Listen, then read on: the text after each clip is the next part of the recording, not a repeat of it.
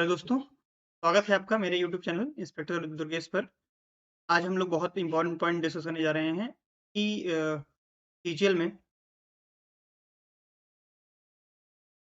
How to prepare GS for SSC exams. ठीक है, SSC exams में चाहे वो सीएचएसएल हो, सीजीएल हो, एमटीएस हो या कोई और एग्जाम हो, तो उसमें जीएस की तैयारी कैसे करें। बहुत ज़्यादा क्वेरी आई थी आपकी, बहुत ज़्यादा लोग क्वेश्चन पूछ रहे थे। ठीक, तो इसमें हम लोग सब कुछ डिस्कस करेंगे आज। कौन सी आपको बुक्स पढ़नी है, ठीक है, क्या इंपॉर्टेंस है जीएस का आपकी प्री और मेंस, नोट्स कैसे बनाना है, क्या बातें ध्यान रखनी है, सबसे बेस्ट स्ट्रेटजी कौन सी है इसको याद करने की, पढ़ने की, करंट अफेयर आपको कितना पढ़ना है, ठीक है, कहाँ से पढ़ना है और किन-किन बातों का ध्यान रखना है। आप अलग से क्या कर सकते हैं, मान लीजिए आप बहुत ये सब पढ़ चुके हैं फिर भी आपका इम्प्रूवमेंट नहीं हुआ तो आपको क्या करना है, कैसे आसानी से याद रख सकते हैं और क्या जो एनसीईआरटी है वो ज़रूरी है कि नहीं है, ठीक। ये सारी बातें डिस्कस करेंगे, तो वीडियो को पूरा देखिएगा, ठीक है। आगे बढ़ते हैं। वीडियो थोड़ा लंबा हो सकता है लेकिन आपको इनकी सारी इन्फॉर्मेशन बतानी होती है तो थोड़ा वीडियो लंबा हो जाता है, ठीक। सबसे पहले डिस्कस करेंगे सबसे इम्पोर्टेंट पॉइंट जो आप सबका क्वेश्चन रहता है, बुक्स कौन से पढ़ें। सबसे इम्पोर्टेंट जो बुक्स आपकी हैं वो है आपका लूसेंट, आपको इसकी घटना आती है आपकी लूसेंट, ठीक है, वो पढ़ना है। दूसरा आपका है हिंदी मीडियम वालों के लिए घटना चक्र, और इंग्लिश मीडियम वाले अगर आप हैं कोशिश कीजिए आप ये पढ़िए, अगर इन केस आपको हिंदी एकदम नहीं आती है, ठीक है, तो आपको क्या करना है, तो आप पिनाकल की बुक केसर की ले सकते हैं, ये आप ले सकते हैं। कोशिश कीजिए अगर पॉसिबल हो तो घटना चक्र पढ़िए, बहुत अच्छी बुक, ठीक है। कैसे पढ़ना है हम ये भी बताएँगे। और अगर आपको लगता है कि आपने ये दोनों बुक पढ़ ली, कुछ भी फ़ायदा नहीं मिल रहा है और बहुत कम टाइम बचा है और आपको पूरी चीज़ कवर करनी है, तो एक पतली-सी बुक आती है मनोहर पांडे सर की, ये भी बुक आप ले सकते हैं। ये भी अच्छी बुक है, रेलेवेंट बुक है, एनसीईआरटी बेस्ड है और प्रीवियस ईयर क्वेश्चन है उसको भी इंक्लूड किया गया है इसमें। तो ये पतली बुक है, आपको रिवीजन के लिए ये अच्छी माने, लेकिन तब जब आप ये दोनों कर चुके हैं और आपका इम्प्रूवमेंट बहुत कम हो रहा है तब, ठीक है। अब इसको पढ़ना कैसे है? तो सबसे पहले आपको सिलेबस देखना है, सिलेबस में क्या-क्या है। दूसरा काम क्या करना है, मैं तो कहूँगा आपसे कि आप क्या कीजिए, अगर आपके पास कहीं आप ऑफ़लाइन कोचिंग कर रहे हैं, ऑनलाइन कोचिंग कर रहे हैं, तो उसका जो नोट्स है उसको रिवाइज़ कीजिए। साथ-साथ में क्या कीजिए, जो टॉपिक आप कहीं पढ़ रहे हैं, या तो लूसेंट में अगर आप मान लीजिए पढ़ रहे हैं सपोज़ दैट, तो लूसेंट से मान लीजिए आप आज आपने क्या किया, मॉडर्न इंडिया का 2-3 चैप्टर पढ़ा, 2 चैप्टर पढ़ लिया, 2-3 चैप्टर पढ़ लिया। तो अब उसका क्या करना है आपको, घटना चक्र से आके क्वेश्चन प्रैक्टिस करनी है, और घटना चक्र में जो आपका एक्सप्लेन्ड सेक्शन होता है क्वेश्चन के बाद में बॉक्स में दिया रहता है, उसको अच्छे से प्रिपेयर करना है। ठीक है? पढ़ते जाना है। घटना चक्र आप पढ़ रहे हैं, घटना चक्र आपने मान लीजिए प्लान बना लिया कि हमें क्या करना है कि सपोज़ दैट 50 क्वेश्चन या 100 क्वेश्चन, हम तो क्या करते थे 100 क्वेश्चन डेली पढ़ने की कोशिश करते थे। तो हम क्या करेंगे, 100 क्वेश्चन पढ़ेंगे। अब 100 क्वेश्चन में मान लीजिए मुझे ऐसा कोई टॉपिक मिला जो कि मुझे घटना चक्र में लगा कि बहुत शॉर्ट में दिया गया है। तो हम उसको क्या करेंगे, लूसेंट से जाके उसको प्रिपेयर कर लेंगे। ठीक है? तो इन तीनों बुक का ऐसे यूज़ करना है। अगर आपको कम टाइम में रिवीजन करना है, ज़्यादा चीज़ों को कवर करना है तो मनोहर पांडे आप प्रेफ़र कर सकते हैं। लेकिन मैंने घटना चक्र और लूसेंट ही अच्छे से की है। साथ में मैंने अपने ऑफ़लाइन कोचिंग का नोट का मैंने, ठीक है? आगे बढ़ते हैं। तो ये हो गई आपकी बुक। दूसरी बात, अगर आप इस चैनल पे नए हैं, तो इंस्पेक्टर दुर्गेश पे, तो चैनल को सब्सक्राइब कर लीजिए। और आपकी कोई क्वेरी है या कोई किसी टॉपिक पे वीडियो चाहते हैं तो वो कमेंट कर दीजिए। है? अपने जो भी फ्रेंड्स हैं, के साथ वीडियो शेयर कर लीजिए और वीडियो को पूरा देखिए तभी आपको फ़ायदा मिलेगा। आगे बढ़ते हैं। नेक्स्ट सबसे इम्पोर्टेंट बात आती है अगली, इम्पोर्टेंस क्या है? ये इसकी इम्पोर्टेंस बहुत ज़्यादा है क्योंकि अभी आपको पता है कि प्री में 25 क्वेश्चन पहले थे, अभी भी वही हैं, ठीक है? लेकिन सबसे बड़ा चेंज क्या आया है, मेंस में आपका जीएस आ गया है। अभी तक मेंस में जीएस नहीं था, अब मेंस में जीएस आ गया और वो भी 75 मार्क्स का आ गया है, ठीक है? तो ये बहुत ज़्यादा मैटर करेगा अब। तो आपको क्या करना है, जीएस को बहुत हल्के में नहीं लेना है। जीएस के लिए कम से कम दिन भर में आप 1 से 1.5 घंटे निकालिए। यस पे बहुत ज़्यादा टाइम भी नहीं देना है, क्यों? क्योंकि इतना लंबा चौड़ा सिलेबस है कि आप सब कुछ नहीं पढ़ सकते हैं। बस आपको क्या करना है, टारगेट क्या बनाना है, मुझे 25 में से, अगर हमें टारगेट बनाना है 25 का नहीं बनाना है, 20 का बनाना है, 18 का बनाना है, 17 का बनाना है, और इतना ही हो पाता है। अगर आप 25-25 का चीज़ टारगेट बनाएँगे तो परेशान हो जाएँगे और हो नहीं। कुछ क्वेश्चन 4-5 क्वेश्चन ऐसे आते हैं, जो बहुत रेयर लोग कर पाएँगे। उसके लिए आपको बहुत ज़्यादा एफर्ट डालना पड़ेगा। उससे अच्छा है कि आप बाकी तीनों सब्जेक्ट में अगर आप एफर्ट डालेंगे, तो जल्दी से आपको जॉब मिलेगी। ठीक है? तो जीएस को आपको ठीक-ठाक टाइम यानी 1 से डेढ़ घंटा रोज़ देना ही पड़ेगा। कोशिश कीजिए डेली पढ़िए, जितना अगर डेली पढ़ेंगे तभी आपको फ़ायदा मिलेगा, ठीक है? ये आपको जॉब जो मिलेगी आपको वो मैथ, रीज़निंग, इंग्लिश से मिलेगी, लेकिन जो आपका सिलेक्शन होगा, लेकिन जो आपका रैंक डिसाइड करेगी वो कौन डिसाइड करेगा? जीएस करेगा। आपकी अगर मान लीजिए आप सपोज़ दैट बाकी तीनों से मिला के आप टीए पा रहे हैं, तो अगर आपने जीएस में थोड़ा-सा अच्छा कर दिया, 30 प्लस मार्क्स कर दिए, 35 प्लस मार्क्स कर दिए, 40 मार्क्स कर दिए, तो आप सीधे इससे क्या बनेंगे? इंस्पेक्टर बनेंगे या 4600 ग्रेड पे 2400 डायरेक्ट आप इसके एलिजिबल हो, ठीक है? सेम काम प्लेस, प्लेस बहुत मैटर करता है। आप अगर नॉर्थ के हैं तो नॉर्थ में आपको चाहिए पोस्ट, दिल्ली में चाहिए, ठीक है? या आपको कोई स्पेशल पोस्ट चाहिए कि हमें यही पोस्ट चाहिए, हमारे एमईए है, ठीक है? प्रिवेंटिव ऑफिसर है, जीएसटी इंस्पेक्टर है, एक स्पेसिफिक प्लेस पे चाहिए। उसके लिए रैंक अच्छी चाहिए, ठीक है? तो आपको कहाँ में नौकरी मिलेगी, ये डिसाइड कौन करेगा? जीएस, ठीक है? कि जीएस क्या होती है, बहुत लोग इसको इग्नोर करते हैं या इसमें इसको हवा बना के नहीं पढ़ते हैं या कम पढ़ते हैं या फिर इनको प्रॉपर गाइडेंस नहीं मिलता है। तो इसमें आप लीड ले सकते हैं, इसको अच्छा करें। ठीक है? इम्पोर्टेंस समझ में आ गया होगा, आगे बढ़ते हैं। अब नोट्स कैसे बनाना है, ये समझना है। आप जो भी बुक पढ़ रहे हैं, सबसे पहले तो कोशिश कीजिए कि लूसेंट से और घटना चक्र से आपको सिलेबस कंप्लीट करना है। इन दोनों बुक को पढ़ना है, साथ में इसके साथ-साथ में क्या होगा आपका सिलेबस जो हो जाएगा कंप्लीट हो जाएगा। अब सिलेबस जब कंप्लीट हो रहा है, तो उसके साथ ही साथ में आपको एक कॉपी अपनी रखनी है और उसको प्रॉपर उसका नोट्स बनाना ही बनाना है। कोई ऑप्शन नहीं, ठीक है? अब उस नोट्स को आपको रेगुलर रिवीजन करना है। मान लीजिए हफ्ते में आपने 2 दिन रख लिया कि हमें 1-1 घंटे, 2 घंटे मिला के हफ्ते में 2 घंटे रिवाइज़ करना है। इससे फ़ायदा क्या होगा? आपको पहली बात तो आपकी जब एक ही चीज़ को आप बार-बार पढ़ेंगे ना, मान ली मुगल को आपने 2 बार 3 बार पढ़ लिया एक ही नोट से, तो लैंग्वेज जो होती है आपके दिमाग में बैठ जाती है और आपको अंडरस्टैंडिंग बहुत अच्छी हो जाती है। तो उससे रिलेटेड कोई क्वेश्चन आएगा तो आप दिमाग लगा के वो लगा लेंगे। एग्ज़ैक्ट आपको नहीं भी पता है, तब भी आप दिमाग लगा के लगा लेंगे लगा, ठीक है? दूसरी तीसरी बात क्या आपको फ़ायदा करेगी? आप जब ये दोनों कर लेंगे, घटना चक्र में क्या है प्रीवियस ईयर सारे क्वेश्चन है, ट्यूशन में क्या है इन्फॉर्मेशन दी गई है सारी। तो जब प्रीवियस ईयर बेस्ड आपको सारी इन्फॉर्मेशन आपके पास होंगी, तो जो मार्केट में इतने मटेरियल घूमते रहते हैं, वो आपको डिस्ट्रैक्ट नहीं कर पाएँगे, आपका जो तैयारी होगी वो एकदम सही दिशा में जाएगी। अगली बात, जब आप नोट्स पढ़िए तो कोशिश कीजिए पेंसिल अपने साथ में रखिए और जो पर्सन है कोई किसी का नाम है, ठीक है? कोई प्लेस है, उनको क्या कीजिए आप पॉइंट अंडरलाइन कर लीजिए उन पॉइंट्स, इम्पोर्टेंट जो पॉइंट्स हैं। ये बहुत ज़्यादा फ़ायदा करते हैं याद रखने में। आपकी जब आप कभी कोई जैसे मान लीजिए मैं क्या करता था जब मैं कोई वोकैब पढ़ रहा हूँ या कोई चीज़ पढ़ रहा हूँ, तो हम क्या करते थे उसको जैसे मान लीजिए अकबर के बारे में पढ़ रहे हैं। अकबर मान लीजिए 1556 में पैदा हुआ, तो हम क्या कुछ करेंगे नहीं केवल लिख लेंगे क्या 1556। अब कहीं भी जैसे क्वेश्चन आएगा अकबर कब पैदा हुआ, तो ऐसे में दिमाग में अपने आप क्लिक करेगा कि वो 1556। ऐसे कोई भी बुक का नाम आ गया किसी ने कौन सी बुक लिखी, अकबर ने कौन सी या अबुल फजल ने कौन सी, तो वो चीज़ें कुछ करना नहीं है आपको, केवल जस्ट आप लिख लीजिए। लिखने से क्या होता है, जब आप पेन चलाते हैं तो और आप ध्यान भी देते हैं उसपे, तो आपका पेन का डायरेक्ट कनेक्शन आपके माइंड से होता है और जब आप एग्ज़ाम हॉल में जाएँगे, तो वो तुरंत क्लिक करेगा, ठीक है? तो कोशिश कीजिए हमेशा तो हल्का-सा अंडरलाइन कीजिए या लिखने को, ठीक है? दूसरा बात, आप जब भी कोई प्रीवियस ईयर पेपर सॉल्व कर रहे हैं या मॉक सॉल्व कर रहे हैं, उसमें ऐसा कोई टॉपिक आपको मिल गया जैसे अभी आप मान लीजिए कोई क्वेश्चन आया कि पहली पौधों संगीति कहाँ हुई थी और वो आपका क्वेश्चन गलत हो गया है।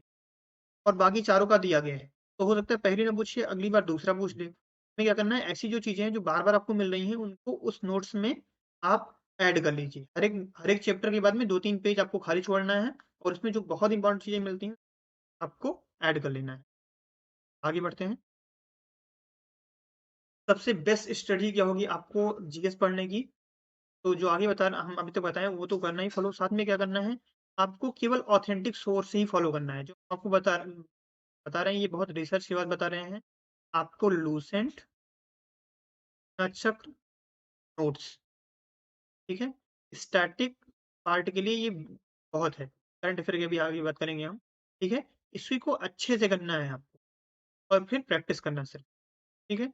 आपको कम पढ़ना है, लेकिन 1 से ज़्यादा बार पढ़ना है। इसी को घटना चक्र को मैंने लगभग 2 बार से ज़्यादा पढ़ा था, ठीक है? तो अच्छे से आप 2-3 बार पढ़ लेंगे तो आपको चीज़ें बहुत क्लियर हो जाएँगी और कोशिश कीजिए कि जो टॉपिक प्रीवियस ईयर में पूछे गए हैं, आपको वही पढ़ना है, ज़्यादा भटकना नहीं है क्योंकि जीएस में बहुत कुछ पढ़ सकते हैं आप। बहुत कुछ नहीं पढ़ना है, केवल एग्ज़ाम स्पेसिफ़िक पढ़ना है, जो आपका एग्ज़ाम में आ गया है, वो क्वेश्चन नहीं आएगा, लेकिन उससे रिलेटेड क्वेश्चन आ सकता है। कोशिश कीजिए कि डेली पढ़िए। आप मान लीजिए किसी दिन आपके पास टाइम नहीं है, मैथ में ज़्यादा टाइम दे दिया, तो आपने 30 मिनट पढ़ लिए, 20 मिनट पढ़ लीजिए, ठीक है? 40 मिनट पढ़ लीजिए, 1 घंटे नहीं टाइम है तो। लेकिन पढ़िए ज़रूर, ठीक है? फिर दूसरी बात, आपको जैसे मान लीजिए ज्योग्राफी कोई क्वेश्चन मिल गया, अब ज्योग्राफी में कोई रॉक पूछा है, तो खुद ये सोचिए कि रॉक का कहाँ-कहाँ यूज़ हो सकता है, कैसे क्वेश्चन पूछे जा सकते हैं या मॉक में मुझे कैसे क्वेश्चन, ठीक है? और इसको अपने आप से रिलेट करने की कोशिश कीजिए। दूसरी बात, इम्पोर्टेंस को आपको समझना पड़ेगा। अगर आप ये कहिए कि ये बोरिंग है, समझ में नहीं आता है, तो हम ये नहीं कर सकते हैं। सबको ऐसा नहीं है कि जीएस पढ़ने में बहुत मज़ा आता है, लेकिन कि वो ज़रूरत है हमारी। तो ज़रूरत है, अगर खाना अच्छा नहीं भी लग रहा है, लेकिन ज़रूरत है उस टाइम पे, तो उस टाइम पे आप खा लीजिए। सेम काम, आपको क्या है कि बोरिंग लग भी रहा है, तब भी उसको कुछ लिखने की कोशिश कीजिए। उस टाइम नहीं मन करेगा, बाद में पढ़िए। लेकिन इम्पोर्टेंट है, क्योंकि इम्पोर्टेंट समझ के आपको पढ़ना पड़ेगा ही पड़ेगा। तो चैलेंज लीजिए कि अगर ये नहीं पढ़ेंगे तो जॉब नहीं मिलेगी, और जॉब नहीं मिलेगी तो कुछ नहीं, ठीक है? दूसरी बात, अगर आपको लग रहा है कि इंटरेस्टिंग नहीं, तो आप जिस किसी के साथ पढ़ रहे हैं तो उसके साथ आप डिस्कस करके पढ़िए थोड़ा-सा। ज़्यादा टाइम वेस्ट नहीं करना, ये भी ध्यान रखना है। ये मैं टाइम आपको बार-बार बता रहा हूँ, 1 से लेकर डेढ़ घंटे ही पढ़ना है। बहुत ज़्यादा अगर आपके पास टाइम है, मतलब आप 10 घंटे पढ़ रहे हैं सपोज़ दैट, तो आप 2 घंटे दे सकते हैं, ठीक है? क्योंकि बाकी मैथ, रीज़निंग, इंग्लिश वो अच्छे से टाइम कंज़्यूम करते ही करते हैं। मैथ, इंग्लिश तो बहुत ज़्यादा कंज़्यूम करते हैं, देना भी चाहिए टाइम, ठीक है? आगे बढ़ते हैं। बहुत इंपॉर्टेंट बात पे आते हैं। करंट अफेयर आपको बहुत डिसाइडिंग फैक्टर होता है आपका, ठीक है? तो करंट अफेयर कहाँ से पढ़ना है आपको और कितना पढ़ना है? तो सबसे बड़ी बात क्या है, आपको कितना पढ़ना है? 1 साल का करंट अफेयर पढ़ना है। इससे कम भी नहीं पढ़ना है और इससे ज़्यादा भी नहीं पढ़ना। बहुत बार ऐसा होता है कि 1 आध 2 क्वेश्चन ऐसे आ जाते हैं, मान लीजिए आप 2019 का पेपर दे रहे हैं, उसमें 1 आध क्वेश्चन 2017 का आ गया, ठीक है? तो 1 आध 2 क्वेश्चन के चक्कर में आपको 2017 का पूरा नहीं पढ़ना है, क्योंकि अगर आप 2017 का पढ़ेंगे, 18 का पढ़ेंगे, 19 का पढ़ेंगे, तो तीनों में से कोई याद नहीं रहेगा। कि बहुत ज़्यादा होता है। तो केवल आपको क्या करना है, 1 साल का तैयार करना है, इसमें ज़्यादातर क्वेश्चन आपको मिल जाएँगे।